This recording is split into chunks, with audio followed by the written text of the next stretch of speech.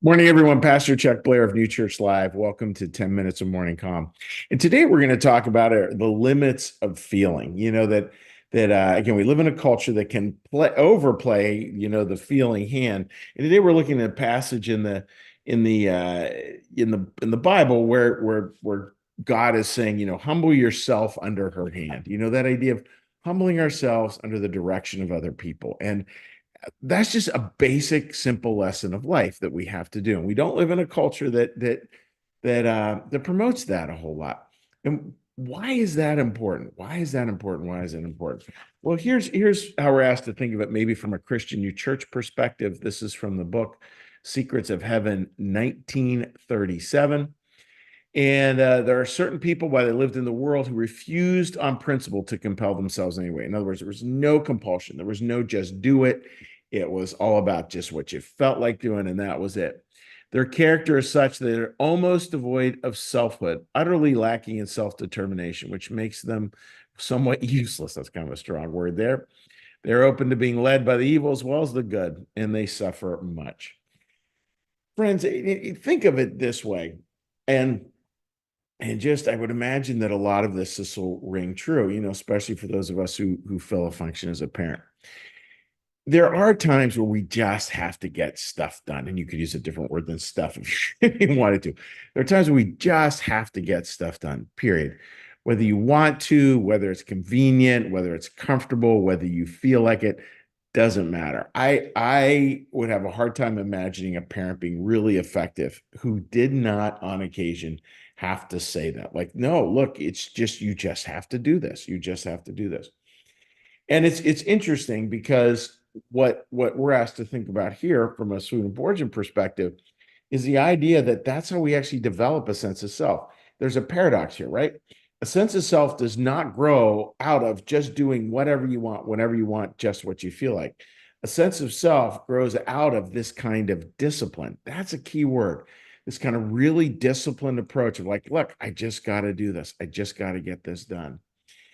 We live in a culture, and I see this a lot in my line of work, where we so celebrate people. Just do what you feel like. What do you really feel like doing? And let's just do that.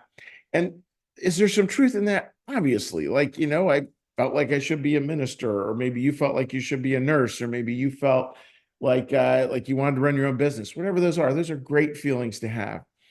But any position, anything we do in life is going to have those elements of compulsion. I remember my buddy Dave Lindruth, who some of you watching this might know. He was commenting about his dad and when his dad passed away, and he said, "Yeah, Dad used to say, everything has dishes and diapers, and it does. Everything has dishes that need to be washed and diapers that need to be changed, plain and simple." And I don't know a lot of people who would put those two things at the top of their priority list. So, friends, for today, it's a pretty simple lesson, which is again, let compulsion show up a little bit. And notice with compulsion, we compel ourselves to do things when we just do it because it's the right thing to do. Notice how God will give you a sense of selfhood. He really will give you a sense of autonomy because you really chose it. It's not feelings. It's weird. This would be hard to sort of parse out, but feelings, uh, when we make a choice based purely on feelings, I don't know whether how much of a choice that really is. We just kind of can slide into that. But choosing something against what you feel, now there's a real choice. There's a real piece of autonomy. And it's one that we need to practice in order for our worlds, our families, our communities to continue to thrive. So just do it. There you go. There's the Nike version of it. Hope that makes sense, friends. So what we're going to do now we're going to shift gears. As we always do each morning, this is a time where we really slow everything down. Just try to come at life from a very peaceful, very centered place. And the way we're going to do that is we're going to do a little meditation from the Old Testament, a little prayer, and a little blessing. So, with that, dear friends, let's start off with a big breath.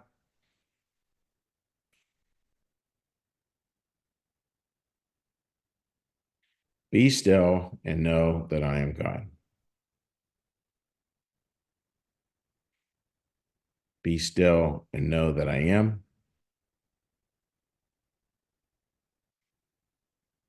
Be still and know that I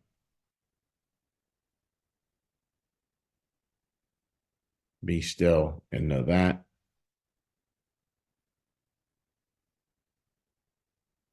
Be still and know.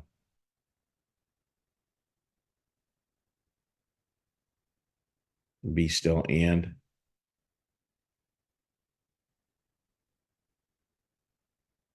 Be still. Be. Our Father, who art in the heavens, hallowed be thy name. Thy kingdom come, thy will be done, as in heaven, so upon the earth. Give us this day our daily bread, and forgive us our debts, as we also forgive our debtors. And lead us not into temptation, but deliver us from evil. For thine is the kingdom, and the power, and the glory forever. Amen. May the Lord bless you and keep you. May the Lord make his face to shine upon you and be gracious unto you. May the Lord lift up his countenance upon you and bring you peace and bring you home. Amen. All right, dear friends, wishing you all the very best.